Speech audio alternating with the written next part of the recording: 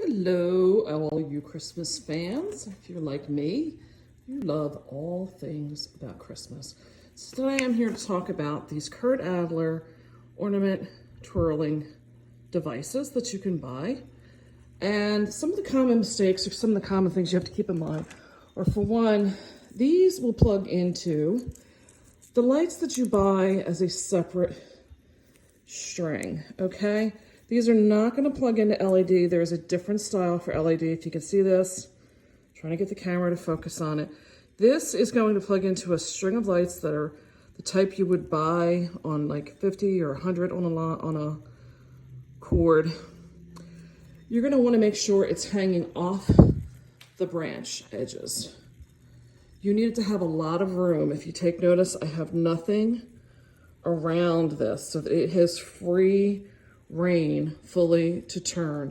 If this stops turning, it's going to usually be because it is not getting a full clearance around, or it's not hanging off the branch enough, meaning you have it too close to the top of the branch here. The other thing is that and I'm going to try to get this, the hooks on these things are very small. They're plastic.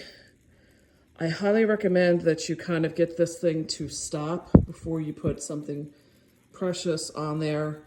It's got to be lightweight. You cannot put like these heavier type of ball ornaments that are like, this is a mercury glass ornament that we carry. These are going to be 280. I cannot get them on there. This is a blown glass style that we've had. So those are going to be your common mistakes, is that one, you're either trying to put it on like an LED string or a pre-lit string on the tree.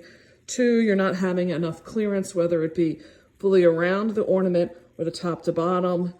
Or three, what you're putting on there is just too heavy. So keep those in mind if you try to buy these and they're not working out for you. Sometimes I find that, like I said, you just have to give them a break. I will have these on for hours and they do seem to work. So maybe that's the other cause, I don't know, is that maybe they're just getting hot.